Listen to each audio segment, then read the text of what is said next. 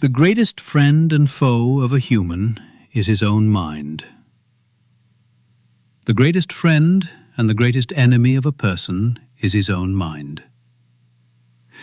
When the mind is disciplined, life becomes balanced, successful, and peaceful.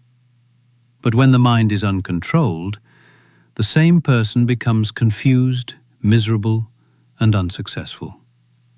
That is why, on the path of self-development, the first and foremost requirement is to control and discipline the mind. Gautama Buddha presented deep and practical insights on this subject. His entire focus, contemplation, and teachings revolved around the nature of the mind and how to control it. In this essay, we will understand how to discipline the mind through Buddha's thoughts and guidance. Gautama Buddha said, "The mind is everything. What you think, you become." The fundamental nature of the mind is restless, filled with desires and fleeting. It is either entangled in the memories of the past or wandering in the imaginations of the future. It finds it difficult to stay in the present moment.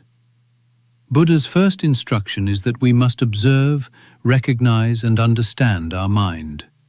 When it wanders, why it becomes distracted, and under what circumstances it remains calm. Take out some time each day for self-reflection. Ask yourself, where did my mind wander the most today? What affected me the most today?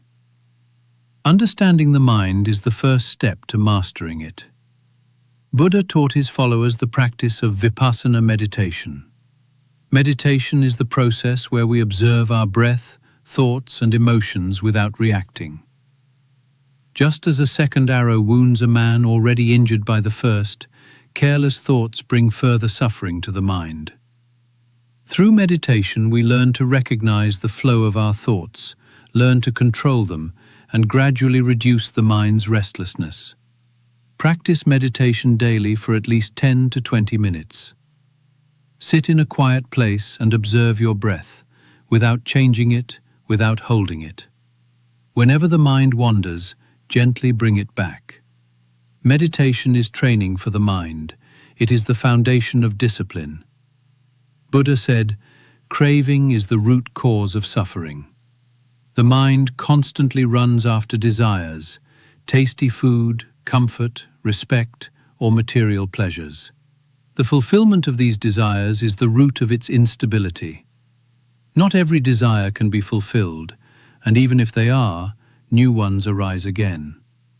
Stop trying to fulfill every desire.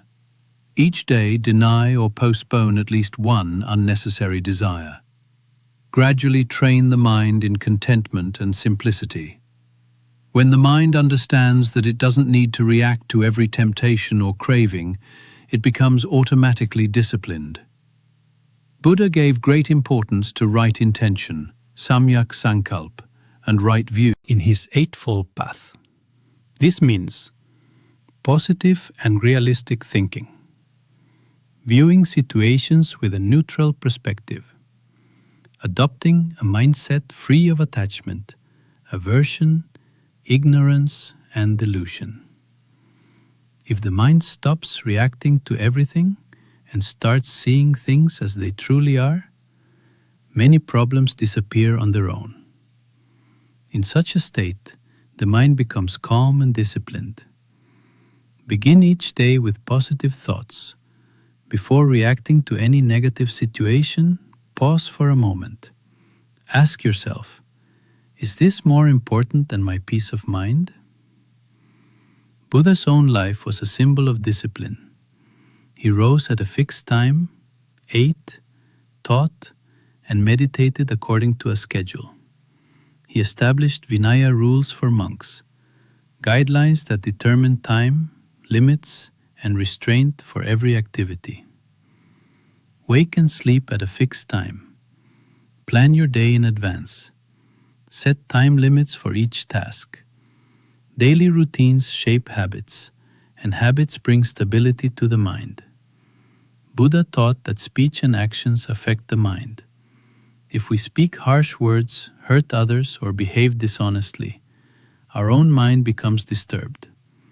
Speak the truth. Be humble in behavior. Practice non-violence and pure conduct. When our actions, speech, and thoughts are aligned, the mind naturally becomes disciplined.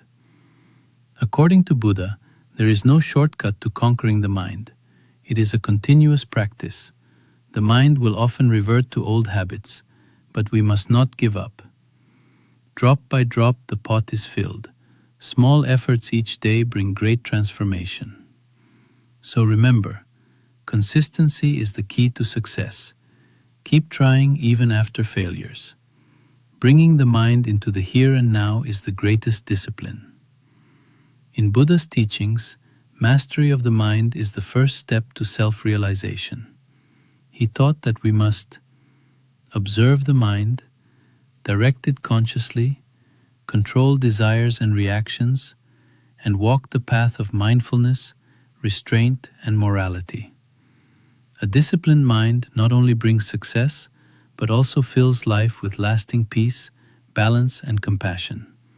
He who conquers his mind remains stable, calm, and strong in any situation. He who has conquered his mind has conquered life. Lord